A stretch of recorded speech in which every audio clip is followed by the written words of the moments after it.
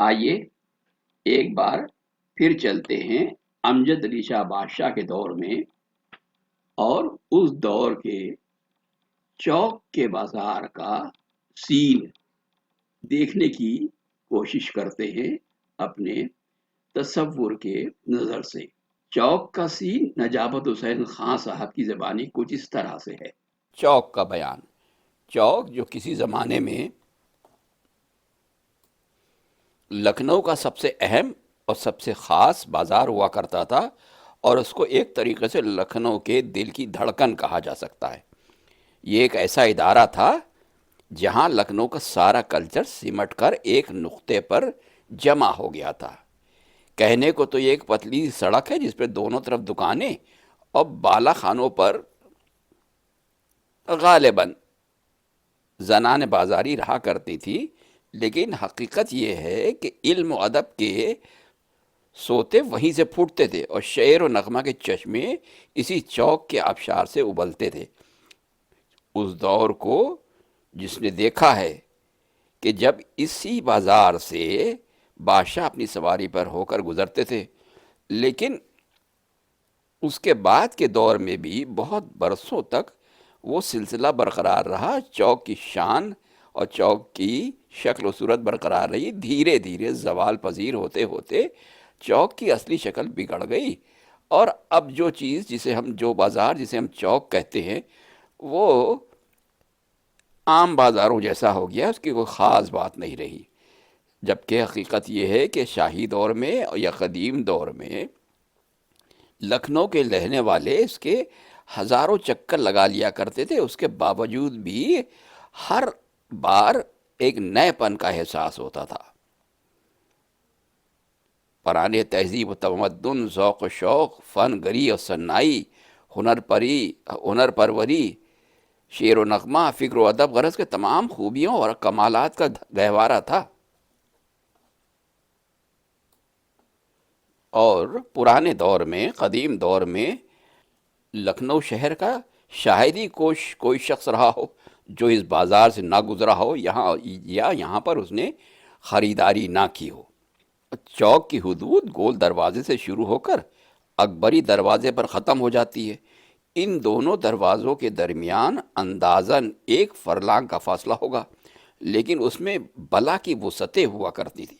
گول دروازے سے داخل ہوتے ہی پہلے صرافہ آتا ہے، جہاں ایک سمت دکانوں میں چاندی سونے کے زیورات وغیرہ، اور دوسری طرف چکن، کامدانی اور کارچوب کے بہترین شاہکار فروخت ہوا کرتے تھے۔ حالانکہ اب بھی یہی کیفیت موجود ہے، صرافہ آج بھی ہے اور چکن کے ملبوسات آج بھی بکتے ہیں، لیکن جو شان اور جو خوبصورتی اس دور میں تھی، پرانے دور میں تھی، وہ اب دکھائی نہیں دیتی۔ اب تو ہر طرف صرف اور صرف بھیڑ ہے، اور خاص بات یہ ہے کہ ان دکانداروں کے دکانوں کے آگے چلنے کی جگہ اس لیے نہیں بچی ہے کہ وہاں پر ان کی سواریاں کھڑی ہوتی ہیں، اسکوٹر، موٹر سائیکل وغیرہ۔ چوک کی سڑک چونکہ اتنی چوڑی نہیں ہے، اگر تھوڑی چوڑی ہوتی تو یقیناً کاریں بھی لے کر آ جاتے۔ تو ہوا یہ کہ دھیرے دھیرے اس کی شکل بدلتے بدلتے اب ایک بازار کی جیسی ہو گئی ہے۔ اب اس کو تہذیب و تمدن اور شعر و نغمہ کا گہوارہ نہیں کہہ سکتے ہم۔ ایک زمانے میں یہاں پر جو دکاندار تھے، ان کا انداز اور ان کا پہناوا، ان کی بات چیت، طور طریقے اس قدر خوبصورت انداز کے ہوا کرتے تھے کہ یہ اپنے آپ میں ایک عجوبہ تھا۔ وہ عجوبہ جو اب کبھی دکھائی نہیں دے گا، ختم ہو گیا، غائب ہو گیا۔ آصف الدولہ کے دور سے ہی چوک کی شروعات ہوئی تھی، اور اس دور میں جب لکھنؤ کی تہذیب اپنے عروج پر پہنچ رہی تھی، یہاں کی شان و شوکت دیکھنے والی تھی۔ چوک میں داخل ہونے کے لیے ایک بڑا پھاٹک تھا جو سادگی اور وضع میں کوئی خاص بات نہیں رکھتا تھا، جس پر ناظرین کی توجہ دلائی جائے، مگر شہریت میں اس قدر زبا زد تھا کہ بچہ، بوڑھا، مرد و عورت، تمام راہگیر واقف تھے۔ یہ عہد آصفی کی بنیاد ہے، اور جمہوری حکومت نے کمپنی باغ سے آنے والوں کے لیے سامنے کی زمین کو دائرہ بنا کر ایسا نظر افروز بنا دیا ہے جو گول دروازے کے لیے ہونا بھی چاہیے۔ حالانکہ وہ شکل اب بالکل غائب ہو گئی، ختم ہو گئی، دکھائی نہیں دیتی، لیکن پھر بھی اگر اس کو سوچا جائے، ذہن میں تصور کیا جائے، تو وہ خوبصورتی یقیناً لاجواب رہی ہوگی۔ اس گول دروازے کے باہر کے رخ پر عہد شاہی سے پھلوں کی بکری ہوتی تھی۔ جو میوہ کہیں نہ ملے وہ اب گول دروازے میں مل جایا کرتا تھا۔ یہاں کے کبڑیے دولت مند اور بات کے پابند منہ مانگے دام لینے کے عادی ہیں۔ یہاں پر رنگ طرا، نارنجی، لیمو، کولا، چکوترا، تربوز، پیٹھا، آملہ، شفتالو وغیرہ وغیرہ ملا کرتے تھے، آسانی سے ملا کرتے تھے۔ اور فصل کے حساب سے جو پھل ہوتے ہیں وہ بھی یہاں پر مل جایا کرتے ہیں، یعنی پھلوں کی ایک بہت بڑی بازار یہاں پر تھی۔ اب وہ بات نہیں ہے۔ اب گول دروازے میں داخل ہونے سے پہلے حلوائی کی دکانیں دکھتی ہیں، اور یا پھر مکھن ملائی بیچنے والے دونوں طرف کھڑے ہیں، جس سے راستہ اور تنگ ہو گیا ہے۔ بہرحال وقت کے ساتھ ساتھ تبدیلی بھی ضروری ہے، مگر تبدیلی ایسی ہونا چاہیے کہ جس سے جو اوریجنلٹی ہے، جو اس کی حیثیت ہے، وہ برقرار رہے، بجائے اس کے کہ وہ بگڑتے بگڑتے بالکل ناپید ہو جائے۔ قدیم دور کے بارے میں لکھنے والوں نے چوک کے بارے میں بہت کچھ لکھا ہے۔ چوک گول دروازے سے پہلے ہی شروع ہو جاتا ہے، اور جو عنوانات اب تک سپرد قلم ہوئے ہیں وہ چوک کے ابتدائی محلے ہیں۔ بازار کی اہمیت کے لحاظ سے خصوصی زاویہ نگاہ سے روشنی ڈالی جائے تو اور دوسرا ہی انداز پیدا ہوتا ہے۔ اور خاص مقامات چوک کو ہم علیحدہ علیحدہ اگر بیان کریں تو ہندوستان کی اکثر شہروں میں آباد ترین حصوں کو، جس میں دلچسپیوں کے تمام سامان پائے جائیں، چوک کہتے ہیں۔ دہلی میں بھی چاندنی چوک مشہور مقام ہے۔ لکھنؤ مشرقی تہذیب کا چونکہ گہوارہ تھا، وہاں خصوصیات دہلی کے نمونہ ہونا لازم و ملزوم تھا۔ بازار کو وہ حیثیت حاصل ہوئی کہ چوک کے بانکے، چوک کے غنڈے، چوک کے دلال، چوک کے تماشائی، چوک کے پان والے، تمام لفظیں معنی رکھنے لگی۔ صرافے اور چاندی بازار میں دلالوں کی وہ بھیڑ کے آنے والوں کی صورت یہ دیکھتے ہی تاڑ جاتے تھے کہ اس فلاں شخص کو کس چیز کی ضرورت ہے، اس کو گھیر لیتے تھے اور اپنے سمجھے بوجھے دکاندار کے پاس لے جانا ان کا فن تھا، دوسرا اپنی طرف کھینچتا۔ چاندی بازار میں اس مٹے حال پر بھی اب تک سونے اور چاندی کا یہ حال ہے کہ مہتر نالیوں کو صاف کرتے وقت نیچے کی مٹی تسلے میں رہنے دیتے ہیں اور اس کو صاف پانی سے دھو دھو کر چاندی جمع کرتے ہیں، اور یہ چاندی نالی سے نکل پھر زینت گلو ہو جاتی ہے۔ دلالوں کے محاورے ہماری اردو سے بالکل علیحدہ ہیں۔ وہ اشاروں میں اپنے دستور یعنی کمیشن کے باتیں کر لیتے ہیں۔ چوک کا بازار تیرے دانتوں کا چوکا، چوک کا بازار تیرے دانتوں کا چوکا، دلال زبان ہے جو ادھر بھی ہے ادھر بھی ہے۔ میں نے جب فوٹوگرافی شروع کی تھی تو چوک ایسا مقام تھا کہ جس کی فوٹوگرافی سب سے اہم، سب سے خوبصورت تھی، اور اچھی طریقے سے یاد ہے کہ اس دور میں جب میں نے فوٹوگرافی شروع کی ہے تو بلیک اینڈ وائٹ نگیٹو تیار کیے جاتے تھے، اور بہت صبح یعنی سورج نکلنے کے تھوڑی دیر کے بعد ہی جب اس میں داخل ہوئے تھے تو کم سے کم 20 مہتروں کو چوک کے دکانوں کے نیچے جو نالیاں تھیں ان کو اس میں ہاتھ ڈال کر اندر سے کیچڑ نکال کے اور ایک جالی جیسی نما اس میں رکھتے تھے چھلنی میں، اور اس میں چھان چھان کر وہ زیور کے ٹکڑے نکالتے تھے، جس کے فوٹوگراف میرے پاس موجود ہیں۔ پان والے گلے میں نوار ڈالے ہوئے، پیتل کی کھلی ہوئی پٹیاریاں لیے ہوئے گلوریاں بڑے ادب سے پان کھلانے والوں تک پہنچاتے تھے، اور ایک ایک پان پر انعام پاتے تھے۔ پان والوں کی دکانیں الگ ہیں جن پر پان کے شوقینوں کا بھیڑ لگی رہتی تھی۔ پیتل و تانبے کے اچاری نما کتھے چونے کی کلیاں، پستئی پان، خوشبودار مسالہ، تنبول اودھ، تنبول بہار، شیشیوں میں قوام اور زردہ پتی جو پسند آئے وہ حاضر ہے۔ یعنی پان کی دکانیں اپنے آپ میں ایک خوبصورت انداز رکھتی تھیں۔ اب تو پان کی جو دکانیں دکھتی ہیں ان کو دیکھ کر ہی آپ اندازہ لگا سکتے ہیں کہ نہ تو وہ پان رہے نہ وہ کھانے والے رہے.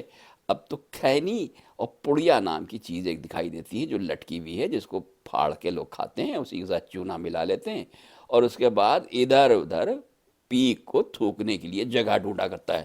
نتیجہ یہ ہے کہ ہر کونے، ہر سڑک اور ہر دکان کے باہر ایک لال رنگ کے بڑے بڑے گندے دھبے آپ کو دکھائی دے جائیں گے.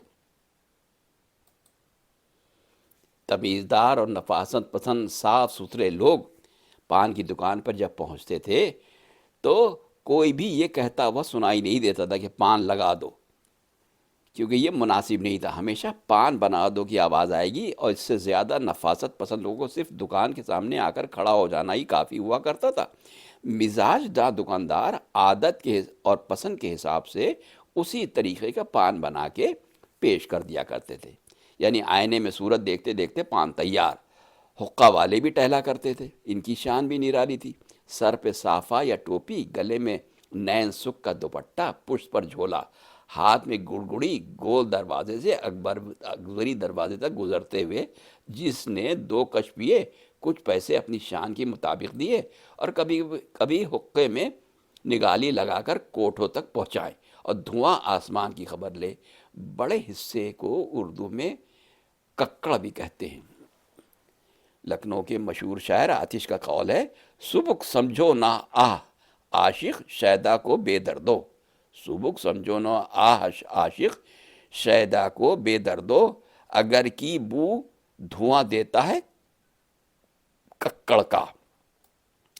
چوک میں سپہر سے گھوڑا گاڑی اکا چلنے کی روک تھام ہو جایا کرتی تھی، اور راہگیروں کا وہ ازدحام کہ اگر اتفاقاً کوئی فینس یا پالکی گزرے تو ہٹو بچو کہتے ہوئے کہاروں کا نتنوں میں دم ہو جایا کرتا تھا، اور کسی شریف کے دھکا ہی لگ جائے.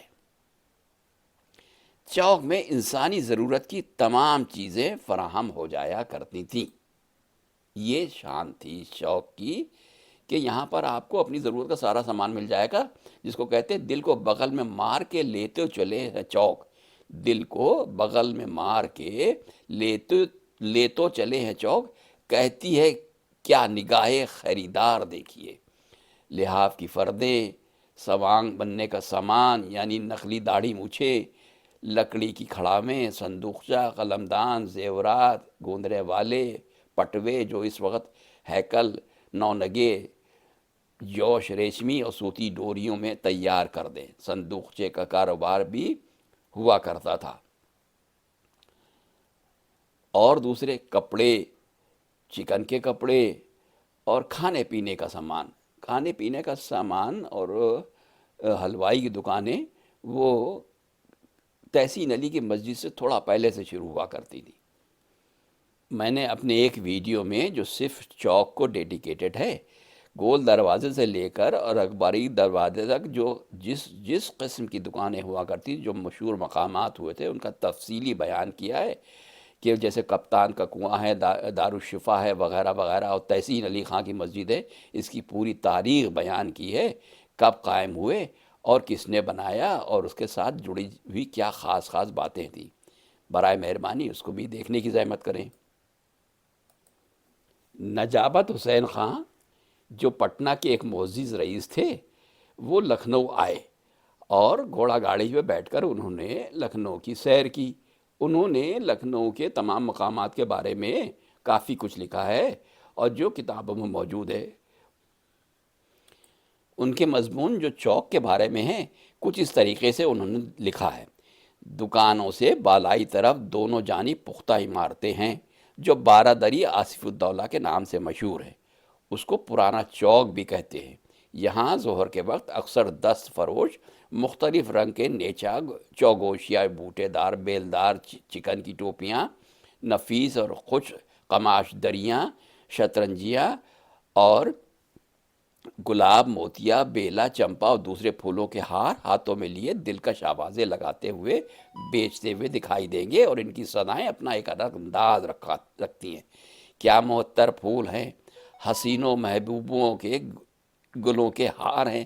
جوہری بازار تک ایک دروازے سے گزر کر پہنچا، قدم رکھتے ہی آنکھیں چکا چوندھ ہوئی. بے اختیار زبان سے سبحان اللہ، کیا شہر ہے.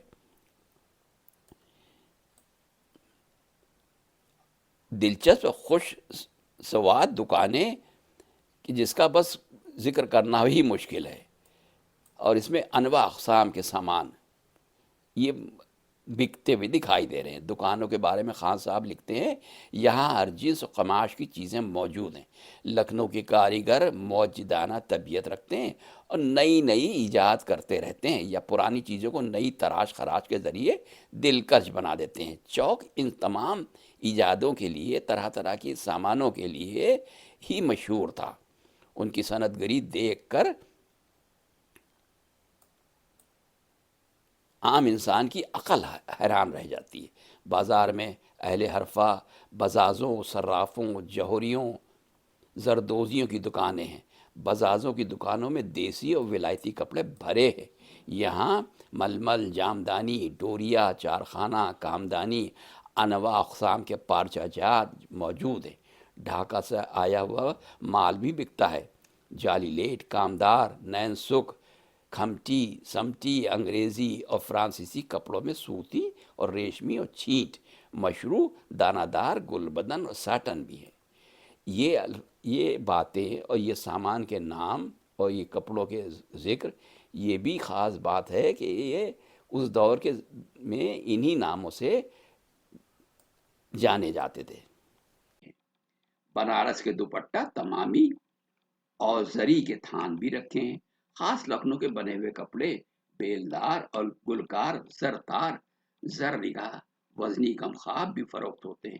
ان دکانوں میں جو بزاز بیٹھے ہیں، ان کا لباس یہ ہے: سر پر دستار محمد شاہی، بدن میں نیما اجامہ اور پاؤں میں اورنگ کا زیر جامہ۔ صرافوں کی دکانوں میں ایک طرف پیسوں اور روپیوں کا ڈھیریاں ہیں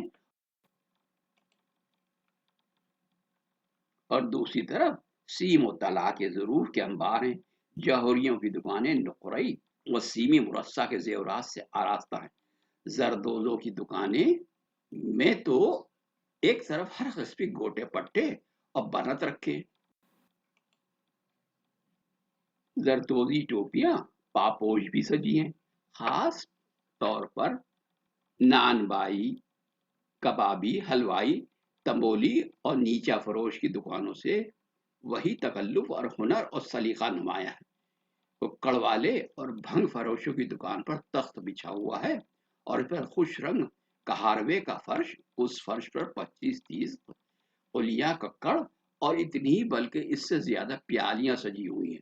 ایک جوان شوق و شنگ عورت خوش وضع پوشاک پہنے نہایت ناز و انداز سے بیٹھی ہے اور ککڑ اور بھنگ کے شائقین کو قلیاں اور تازہ بھنگ کی پیالیاں بڑے دل فریب ادا کے ساتھ پیش کرتی ہے، اور جام پینے والے مست اور مگن ہیں، اور کچھ لوگ کچھ اس انداز میں اپنی کیفیت بیان کرتے ہیں، کہتے ہیں: دل میرا پی کے محبت کی شراب، دل میرا پی کے محبت کی شراب، نشے میں بھنگ رہا کرتا ہے۔ مدہوش اور خود فراموش ہو جاتے ہیں اور حالت سرور غائب بے خودی میں آتش کے 2 شعر پڑھا کرتے ہیں۔ ایک ہے: آر سے آر ہے مجنو کو، آر سے آر ہے مجھ مجنو کو، ننگ سے ننگ رہا کرتا ہے، گفتنی حال نہیں ہے اپنا، کچھ عجب ڈھنگ رہا کرتا ہے۔ بہرحال یہ تھا چوک کے اس دور کے کیفیت کا کچھ حال۔ اگر آپ لکھنؤ اور اس کی بے پناہ قیمتی تاریخ اور اس کے ماضی میں ہونے والی دلکش، دل فریب اور خوبصورت واقعات کے بارے میں جاننا چاہتے ہیں، اور یہ بھی جاننا چاہتے ہیں کہ موجودہ دور میں لکھنؤ کی کیفیت کیا ہے اور بدلا ہوا لکھنؤ کس طریقے سے دکھائی دیتا ہے، اب یہاں کا ماحول کیسا ہے، تو برائے مہربانی چینل کو سبسکرائب کرنے کی زحمت گوارا کریں اور ساتھ لگے ہوئے بیل آئیکن کو بھی پریس کریں تاکہ نیا ویڈیو اپلوڈ ہونے کے بعد فوراً آپ کے پاس خبر پہنچ جائے۔